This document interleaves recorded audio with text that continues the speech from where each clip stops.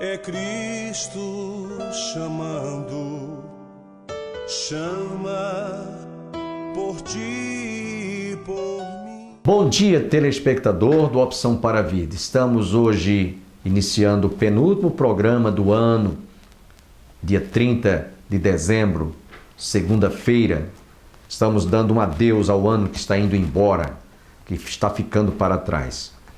E hoje nós vamos deixar para sua reflexão o Provérbios de número 18, verso 18, aonde lemos: a sorte faz cessar os pleitos e faz separação entre os poderosos. Este provérbio nos mostra que nós, diante das decisões que venhamos a tomar na vida, temos que contar, não vou dizer com a sorte, mas com a bênção de Deus sobre a nossa vida. Porque é isso que Deus faz todos os dias do ano que está findando. Ele fez isso na minha vida, fez isso na sua vida. E as pessoas às vezes dizem: fulano é sortudo, coisa nenhuma. É a bênção de Deus sobre a nossa vida. Por exemplo, a Bíblia diz que Ele faz vir o sol e a chuva sobre os maus e sobre os bons. E todos os dias Deus abençoa as nossas vidas. O fato de estarmos vivos, o fato de estarmos terminando o ano, já é motivo de reconhecermos que nós realmente temos tido a sorte de termos amanhecido o dia, de termos passado o ano que passou, porque Deus foi misericordiosíssimo para conosco. Por isso que eu repito o que o Provérbio 18, verso 18 nos diz: a sorte faz cessar os pleitos e faz separação entre os poderosos. Não é que alguém se sinta mais forte, mais robusto, mais musculoso, e por isso você foi vitorioso. Absolutamente. A Bíblia diz: maldito o homem que confia no homem e faz do seu braço a sua força ou a sua confiança, achando que é pelos seus méritos. Não é assim. É Deus quem nos tem sustentado. Logo mais estaremos ouvindo a primeira parte de uma mensagem que nós transmitimos no apagar das luzes do ano que está terminando. E nós aproveitamos para transmiti-la hoje e amanhã. Portanto, espero que você, telespectador, seja profundamente enriquecido e abençoado através desta palavra. Portanto, fiquemos com a primeira parte desta mensagem.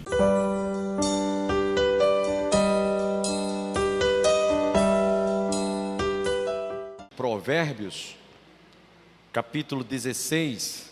Nós vamos ler apenas 7 versículos. E nós vamos deixar como tema desta mensagem, nessa noite, o seguinte título: retrospectiva e perspectiva do velho e novo ano. Baseado em Provérbios 16, nós vamos ler os versículos 1, versículo 2, versículos 7, 9, versículos 17, 25 e o 33. Esse capítulo todo de Provérbios, cujo autor é Salomão, ele descreve os vários caminhos que nós percorremos na trajetória desta vida. E ele mostra os efeitos, as consequências de quem trilha por estas sendas. Podemos dizer que em 2019 nós trilhamos muitos destes caminhos que nós vamos falar hoje à noite. Isso não quer dizer que durante o ano que está findando nós não tenhamos perspectivas para que em 2020, que vamos receber, possamos ter as mesmas perspectivas que tivemos fazendo essa retrospectiva. E aí você vai convir comigo que muita coisa que nós deixamos de fazer, temos esperança que vamos vê-las concluir ou concluídas, ou vamos alcançá-las no próximo ano. Então nós vamos ler agora, mesmo sentados, Provérbios capítulo 16. Leamos. O coração do homem pode fazer planos, mas a resposta certa procede ou vem dos lábios do Senhor. Todos os caminhos do homem são puros aos seus olhos, mas o Senhor pesa o espírito. Vamos para o versículo 7. Sendo o caminho dos homens agradável ao Senhor, este reconcilia com eles os seus inimigos. Verso 9. O coração do homem traça o seu caminho, mas o Senhor lhe dirige os passos. Verso 17. O caminho dos retos é desviar-se do mal. O que guarda o seu caminho preserva a sua alma. Verso 25. Há caminho que parece direito ao homem, mas afinal são caminhos de morte. E a última parte do versículo 33, a parte última, diz assim: mas do Senhor procede toda decisão. Quem pode dizer amém? Nós fizemos essa leitura alternada ou alternando os versículos, porque os demais versículos que deixamos de ler são apenas um desdobramento desses versículos que nós lemos. E aí nós denominamos esse título, que nós já citamos, retrospectiva e perspectiva do velho e novo ano 2019-2020, para que cada um de nós, durante a explanação da palavra de Deus, tenhamos pelo menos um norteamento, um alinhamento do que nós planejamos e deixamos de fazer ou de executar, e do que nós temos em mente, planejamos, temos perspectivas de que nós vamos chegar lá. Então, como estamos terminando o ano de 2019, praticamente dando um adeus ao ano velho, diante de tudo que nós atravessamos, de todas as experiências que você e eu passou durante todo este ano, estejamos agora olhando como alguém olha no retrovisor do seu automóvel, o que ficou para trás, no retrovisor do tempo. Você olha pelo retrovisor e diz: epa, eu tive oportunidades, planejei, sonhei, fiz planos e mais planos, e estou chegando à conclusão que não deu para concluir. Análise de tantas coisas que nós fizemos, planejamos, sonhamos, arquitetamos, e estamos terminando o ano de 2019, e nessa retrospectiva do retrovisor da vida, nós vemos, e do tempo, que nós deixamos de realizar muita coisa. Muita coisa mesmo. Faça um balanço agora. E eu queria deixar aqui alguns exemplos. Quantos de nós, este ano, planejamos construir, quem sabe, a sua casa? Ou quem sabe comprar uma casa, financiar uma casa, um apartamento? Você fez planos no início do ano, e o ano terminou e você não conseguiu ver esse sonho concretizado. Ou quem sabe, alguém estudou, se esmerou, se esforçou para fazer o Enem, desde o começo do ano, disse: esse ano eu passo. E você fez o Enem, fez o vestibular, e teve o desprazer de não ter conquistado, não ter sido aprovado. Ou quem sabe um concurso público, você se preparou para fazer, esmerou-se em estudar a valer mesmo, queimou as pestanas a noite adentro estudando, fez o concurso e não foi contemplado. Ou quem sabe pensou em trocar o carro, comprar um carro, fazer um investimento financeiro, e são muitos os planos. Poderíamos citar aqui um bom número de ideias, planos e mais planos, sonhos e mais sonhos, e nós estamos terminando o ano e parece que deu tudo errado.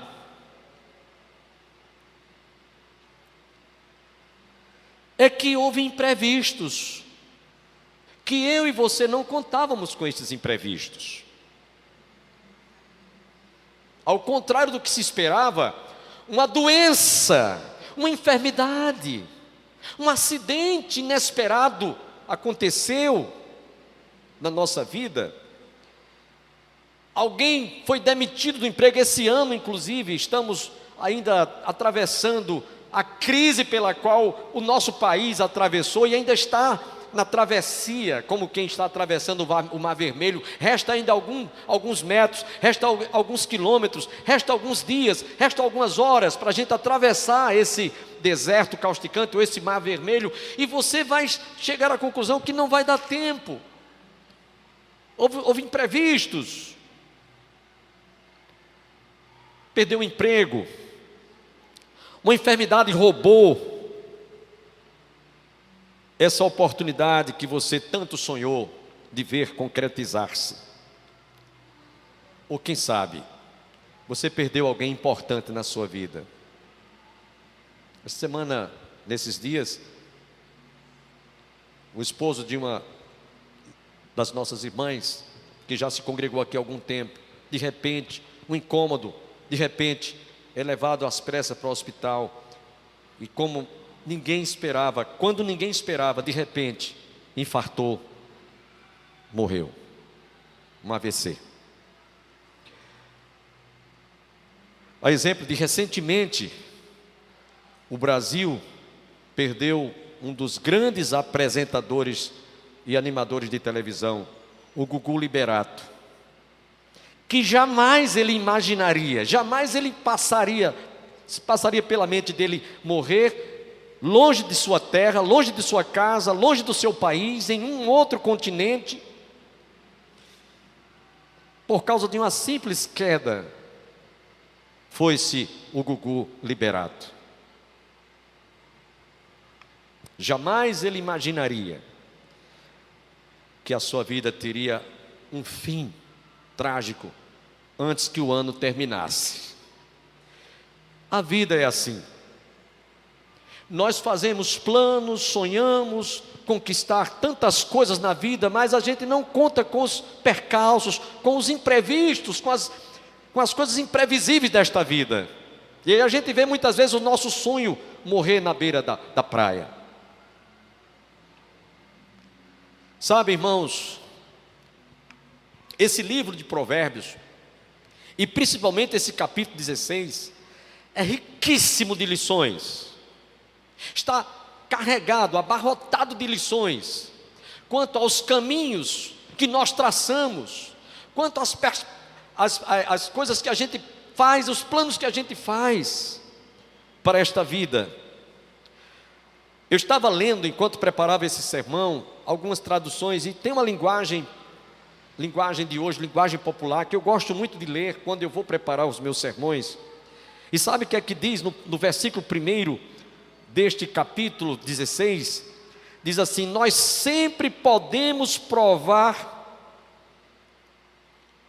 que os nossos atos estão certos, mas o Senhor sabe muito bem quais foram as nossas verdadeiras intenções. Essa linguagem popular, eu vou repetir. Nós sempre podemos provar que os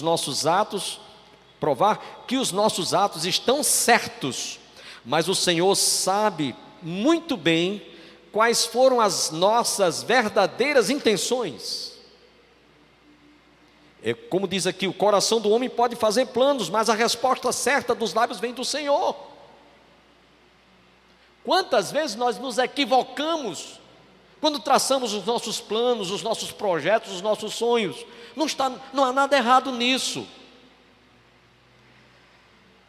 No versículo 7 e o versículo 9, ele diz: sendo o caminho dos homens agradáveis, ou seja, segundo a sua vontade, ele faz que até os seus inimigos o ajudem. Na linguagem popular diz isso.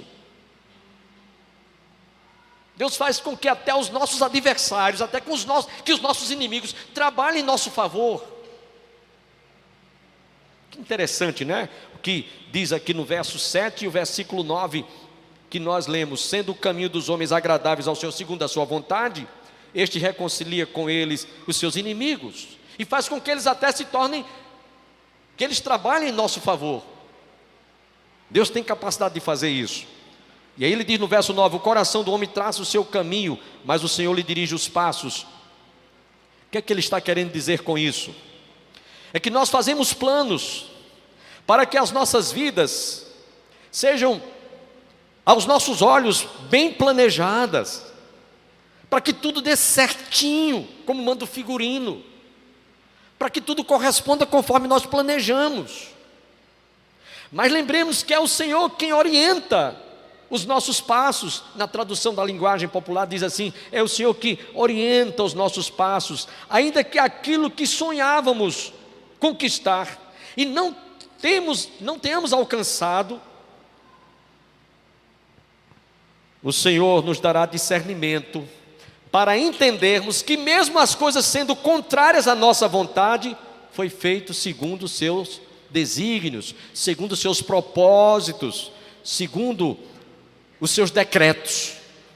Tanto é que lá no livro de Romanos, capítulo 8, verso 28, diz: todas as coisas cooperam, todas as coisas corroboram, todas as coisas concorrem para o bem daqueles que amam a Deus, para o bem daqueles que andam segundo os seus propósitos e desígnios. Deus sabe o que é o melhor para mim, para minha família. Deus sabe o que é o melhor para os meus negócios, para aquilo que eu planejei, para aquilo que eu sonhei. Ele sabe qual é a melhor resposta, qual é a melhor solução, qual é a melhor decisão. Por isso que lá em Romanos capítulo 12, versículos 1 e 2, o Senhor nos diz,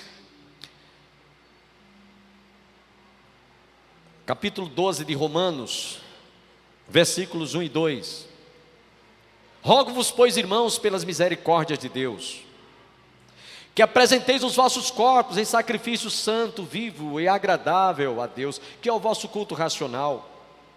E não vos conformeis com este século, mas transformai-vos pela renovação da vossa mente, para que experimenteis qual seja a boa, perfeita e agradável vontade de Deus. A vontade de Deus, irmãos, é boa, perfeita e agradável. Aos olhos de Deus é boa, perfeita e agradável, e aos nossos olhos às vezes nem sempre é. Vou dar um exemplo. José do Egito, por inveja dos seus irmãos, simularam a morte do rapaz, venderam-no como escravo aos ismaelitas. O rapaz foi vendido para o Egito como escravo. Lá foi trabalhar na casa de Potifar, como mordomo. Lá, em meio à sua atividade no seu trabalho, a mulher deste põe os olhos no jovem, deseja se relacionar com ele. O moço, por temor a Deus, negou-se a ceder àquele pecado, àquela tentação. Ela simulou uma calúnia, o rapaz foi preso, humilhado, mas diz lá o texto em Gênesis, que Deus era com José. Todo aquele caminho pelo qual José passou não foi bom, não foi confortável, foi muito sofrimento, foi muito humilhante para ele, mas era a vontade de Deus. Por isso que diz lá em Romanos, a vontade de Deus é boa, perfeita e agradável. Aos olhos humanamente falando da gente, mas eu estou sofrendo muito, eu estou sendo humilhada, eu estou sendo perseguido, eu não estou vendo nada que realmente eu me sinta bem, confortavelmente bem. Pelo contrário, eu estou sofrendo muito, isso está me desgastando, isso está me deixando arrasada, está me decepcionando, eu não estou me sentindo bem. Mas no final das contas, Deus vai provar que foi através deste caminho íngreme, deste caminho de sofrimento, de humilhações, de luta, de perseguição, de provação, de tribulação, que Deus teve como te abençoar. E aí é por isso que diz o texto sagrado, principalmente no versículo 17, o caminho dos retos é desviar-se do mal. O que guarda o seu caminho preserva a sua alma. Quem obedece ao Senhor procura sempre se afastar do mal. E se você andar dessa maneira, estará em segurança, mesmo que estes caminhos sejam contrários aos seus. Deus estando com você, se Deus é por nós, quem será contra nós? E voltando aqui, irmãos, fazendo a retrospectiva pelo retrovisor da vida, como nós dizíamos, quanta coisa deu errada, quanta coisa saiu fora do que eu planejei, não foi como eu sonhei, deu tudo errado. Não, Deus quis lhe ensinar muitas coisas e talvez você não discerniu os ensinamentos que Deus quis que você aplicasse ao coração, que você aprendesse a depender dEle, a confiar nele, a deixar de confiar no braço, porque a Bíblia diz: maldito o homem que confia no seu próprio poder, na sua própria capacidade, e faz do seu braço o seu escudo, a sua salvação. Você vai aprender realmente que através do sofrimento, através das lutas, através das dificuldades pelas quais você passou, olhando pelo retrovisor do tempo desta vida, conforme o salmista diz no Salmo 119, versículo 69 a 72, 71, foi bom ter sido afligido, porque antes de ser afligido eu andava errado. Foi bom ter sido provado, e alguém já disse que nós somos provados para sermos aprovados. Nesse verso 25 do capítulo 16, ele diz ainda: há caminho que parece direito ao homem, mas afinal são caminhos de morte. Nós conhecemos muito esse texto, citamos até de cor e salteado. Mas que planos e projetos e sonhos são estes que você às vezes pode dizer, ou até argumentar: mas pastor, eram os melhores propósitos, eram as melhores propostas, eram os melhores ideais, eram sonhos realmente muito positivos, bons, não tinha nada de negativo, pastor. Só que muitos desses projetos, desses planos que nós sonhamos, nós nos esquecemos